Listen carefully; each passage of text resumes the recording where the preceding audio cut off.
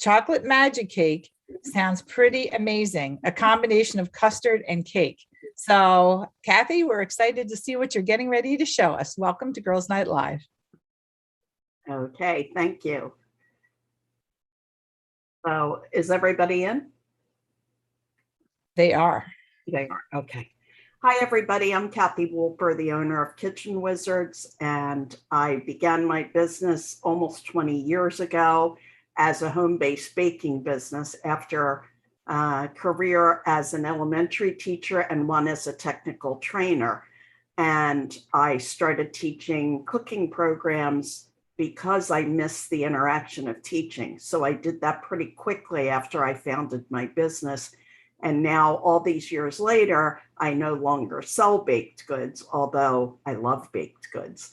And I teach culinary programs to children and to adults. And up until the pandemic hit last March, I had 25 contracted instructors who taught programs in the Philadelphia suburbs and South Jersey shore points.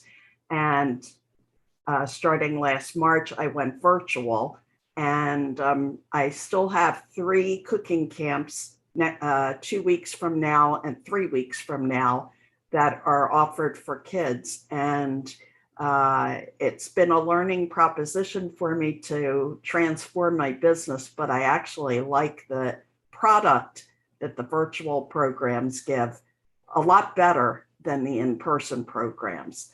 So I think I'm sticking with virtual, at least for the foreseeable future. And I'm happy to be here today to make chocolate magic cake. And this is the second one that I'm making because I have a finished product to show you. You know, the magic of TV. You get to see the finished product before the one that you prepare bakes. So I see some familiar names and lots of unfamiliar names. So welcome everybody. And I'm just going to get started with the demo right now. And I know Shelley put the recipe in the chat box for everybody to see. She also put my contact information. So if you know of a child who might benefit from a virtual cooking camp before the summer's over, feel free to look at my schedule on my website. And so when you came into the room, I was beating egg whites.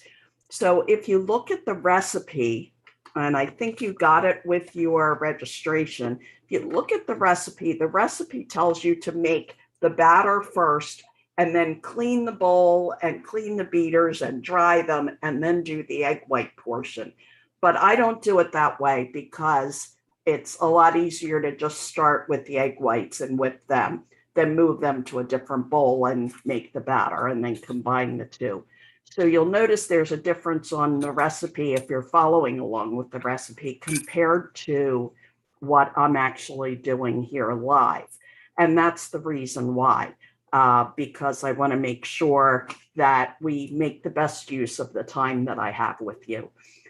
In the chat box, you can ask questions along the way. If I'm not making something clear enough, feel free to ask questions, and Shelley will feed me the questions. Since it's a food program, she'll feed me the questions, although I don't think your questions are going to taste quite as good as the chocolate magic cake. But anyway, so the first thing that I'm doing is beating the egg whites with cream of tartar. And I don't know if you know what cream of tartar is. I always thought it was kind of like baking powder or baking soda. It's actually, they take the refuse of grapes when grapes are pressed to make wine, and they dry it out and grind it up, and it becomes cream of tartar. So if you've ever tasted something that has cream of tartar in it, it has kind of a tang to it. And that's why, because it actually comes from grapes.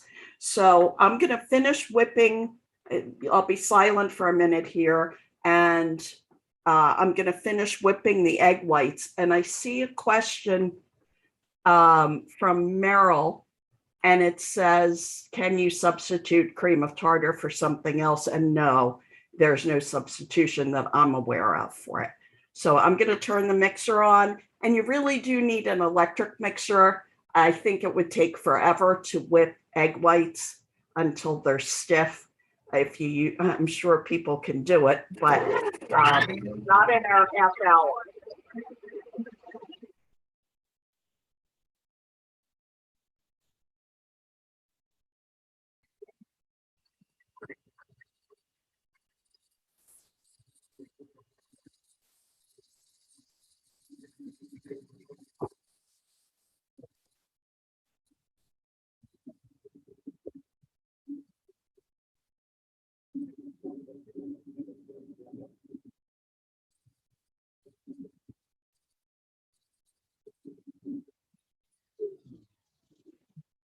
So we want our egg whites to be stiff. And stiff means that you don't get the Dairy Queen curl. Let's see if you can see that when you bring up the beater, the Dairy Queen peak does not fall over. It stays up straight. So that's fine. My egg whites are finished. And I had started this before you all came in, so that's why they got finished so quickly. But the thing with whipping egg whites is the bowl has to be dry. It can't have any oil in it, and it can't have any egg yolk in it, or it will never whip up. So make sure that you have those things in place before you try to whip the egg whites. And the cream of tartar helps it to whip and to stay firm.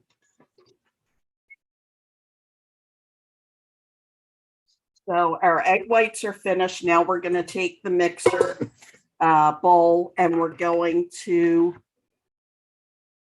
start to put the batter together. And the batter will be combined with the egg whites at the end. So I have my egg yolks and water, tablespoon of water, and a cup of sugar. So I'm combining those and whipping them. We have one question in the meantime. Yeah. Jeannie wants to know, or Jenny, I'm sorry, wants to know, first of all, does the cake have a coffee taste? And could you replace the espresso for non-coffee fans? Yeah, you can actually eliminate that if you want. I'm not a big coffee fan, but I'll tell you, to me, it doesn't taste like coffee. It's such a small amount of it compared to the whole batter, the whole mix, that what it does is it intensifies the chocolate flavor. So it makes it a stronger chocolate flavor. You really won't taste the coffee. And I'm not a fan of coffee, so I keep some decaf instant coffee in my cabinet in case somebody stops by. And that's what I used. I didn't use espresso.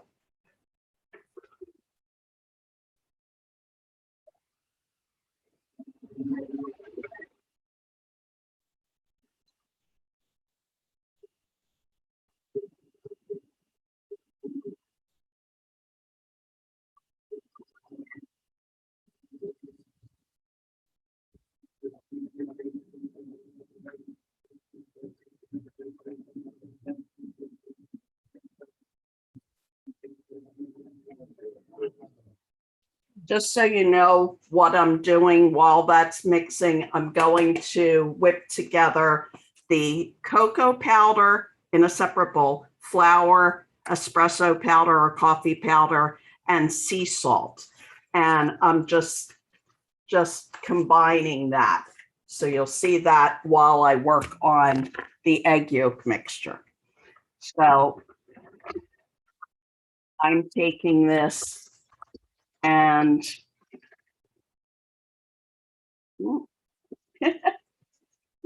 I'm going to scrape down the sides of the bowl where the sugar and egg yolks are to make sure everything gets combined. Turn that back on and then combine the cocoa and flour in that separate bowl. So I'll put this on high again.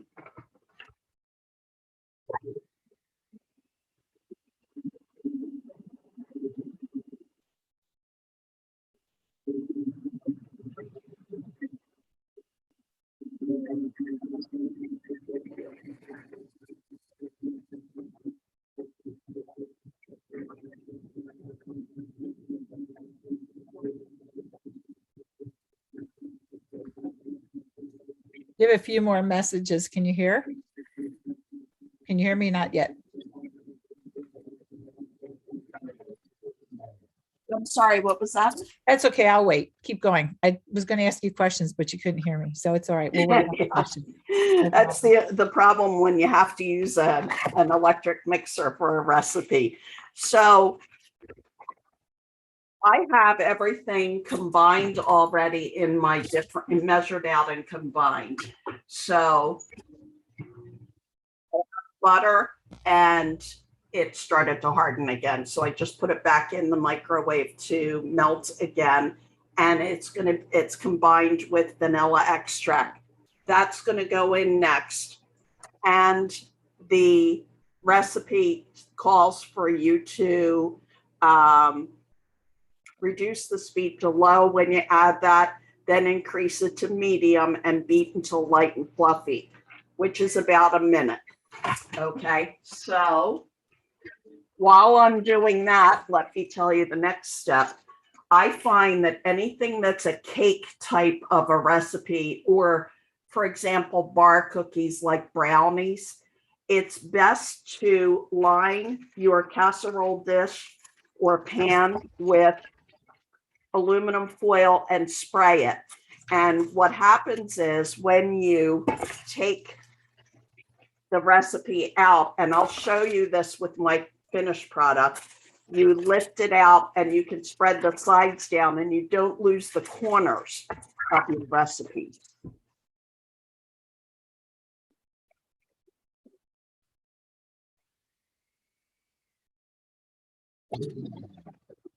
So now you can see, I believe, that it's a nice pale yellow, and I'm going to add the butter and vanilla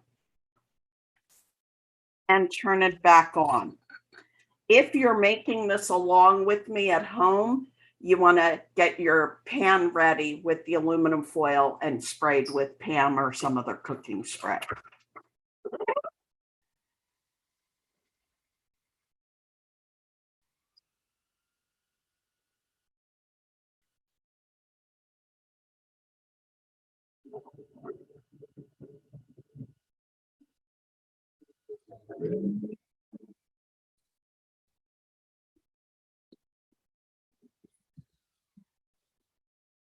Now it's a nice, creamy looking mixture. And it calls for 2 cups of whole milk, and you do need to use whole milk. You can't substitute skim milk, 2%, 1%. So whole milk. Now I've been known to mix maybe half 2% milk and half heavy cream, which combined makes it the same consistency as whole milk. And it says lukewarm. So what I did was, before the class, I filled it to 2 cups and I put it in the microwave for 1 minute. Longer than that would make it too hot, but 2 minutes is a good amount of time. Now I have my mixture of cocoa powder, espresso powder, flour, and sea salt. And I'm going to add it in 3 bunches.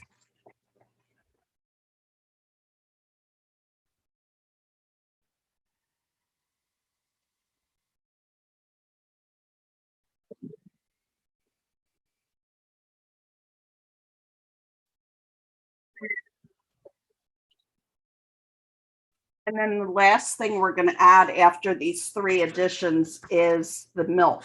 Then we'll put it together with the egg whites. Do we have any questions, Shelley? So there were quite a few people asking about low fat, but we know the answer to that now, and the answer is no, correct? Right. Although Correct. I have to tell you, taking your finger and going around the inside of that dish looks like a really good idea. Anyway, it says, It's all milk.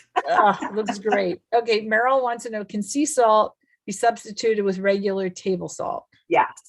I would not go and buy sea salt just for the 3/4 of a teaspoon that you need for this recipe. If you have it, that's great. Okay.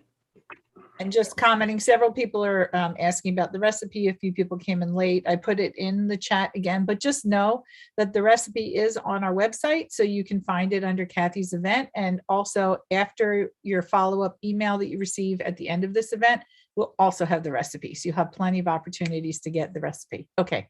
Okay. All great. you, Kathy. Thanks. Okay. Here I go with the mixer again.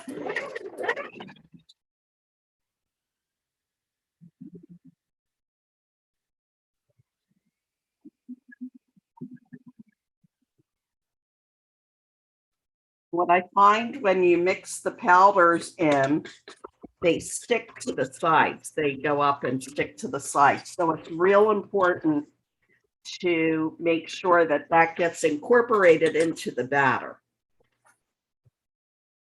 So that's why I'm stopping every so often to scrape down the side.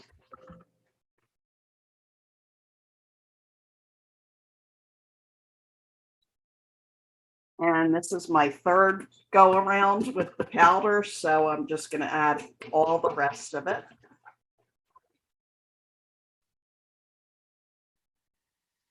And then we'll be ready for the milk.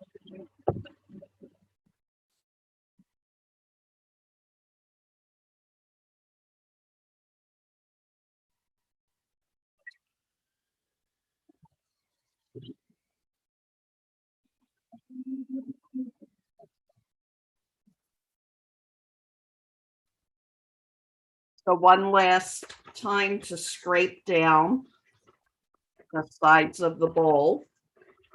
And then I'm going to start adding the milk. So I'll put a little bit in before I close down the mixer.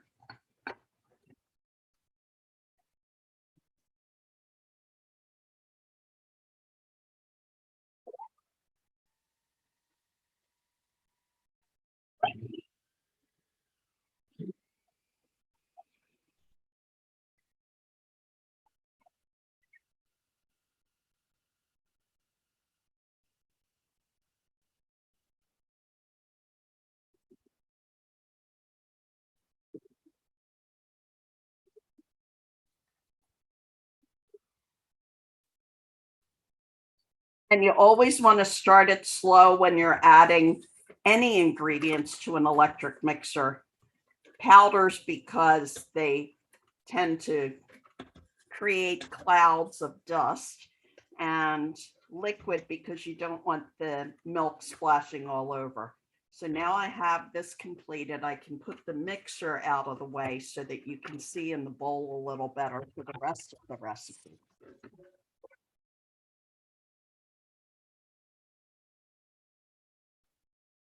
So it kind of looks like chocolate milk. It's a loose batter. And this recipe is really interesting because it's a magic cake, because the batter, it has nothing special about it. You incorporate the egg whites and you don't make them go all the way, melt all the way into the batter. But somehow in the oven, it separates into layers. So I've made the vanilla one as well. And there's also a lemon version that you can get on Google, either of those. So we have this chocolate mixture and it's batter, but it is very wet. I don't know if you can see just how liquidy it is. But it's very liquidy. So now we're going to add the whipped egg whites. But we want to leave lumps of egg whites.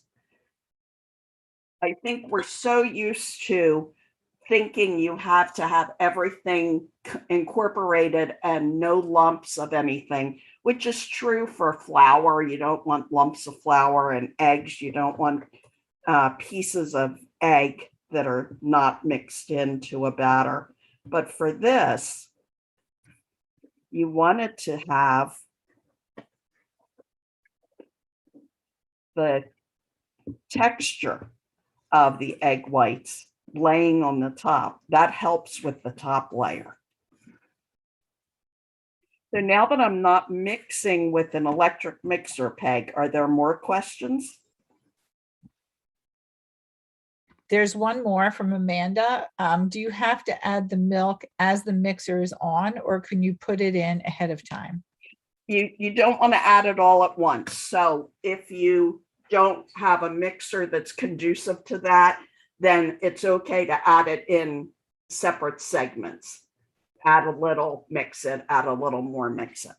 Okay, so now you see that I still have the egg whites not incorporated completely. And I'm going to just pour that into my prepared pan.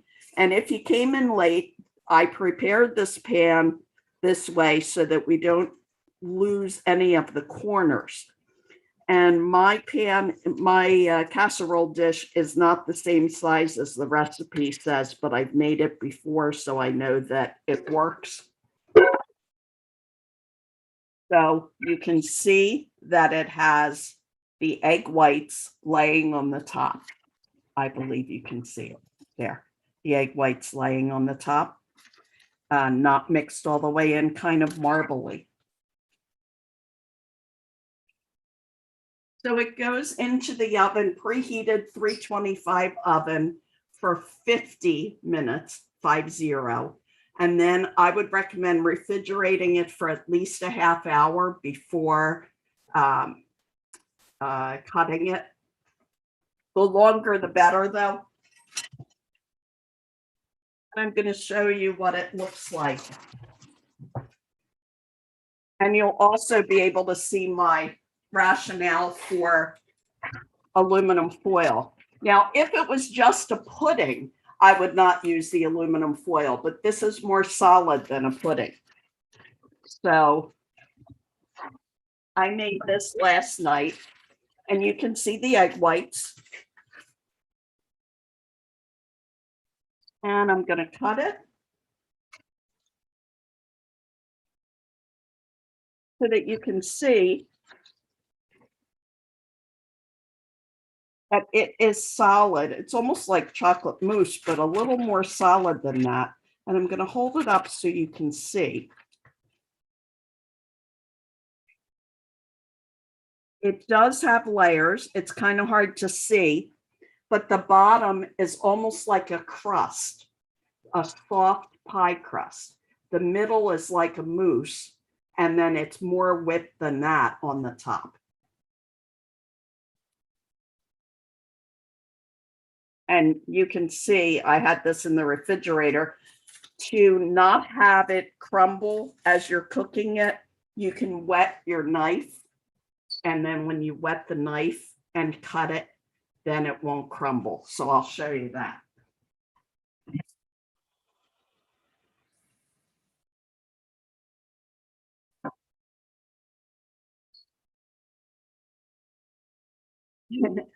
Well, I didn't cut it. I didn't wet it quite enough, I guess, because I did get some crumbles. Those of us who live in Philly need to go visit me tonight. Yeah, because I have a lot of this magic cake. That's true, Shelley. My neighbors, I live in a cul-de-sac, and my neighbors are thrilled when I'm having these cooking classes and cooking camps, because it's the reverse of Halloween. Instead of going and saying trick or treat, give me a treat, I go to their doors, knock or ring and say, trick or treat, here's something for you. So they're not minding it too much that I have these programs running. No, lucky them. So Yeah. we have one more. Linda on Facebook. Can you add raspberries to the recipe, do you think? I wouldn't add it in the recipe. because remember, baking is like chemistry. So you don't want to upset the ratios, but you could certainly garnish it with raspberries. What other questions can I answer for everybody? You're getting a lot of yummies and oh my God, I need chocolate. Anyone else have any questions? Do you want to remind everybody, Kathy, how they can find you? Sure. I'm on Facebook under Kitchen Wizards, on Instagram, Kitchen Wizard Kath, Kath. My website is kitchenwizards.info, not .com, info. My email address is Kathy@kitchenwizards.info. And my phone number is 610-348-5284. Thank you, Shelley, for putting all that information in the chat box so that if I was going a little too fast, people can still get that information. So I don't think I'm going to have a real meal for dinner tonight. I'm just going to start and end with dessert. I don't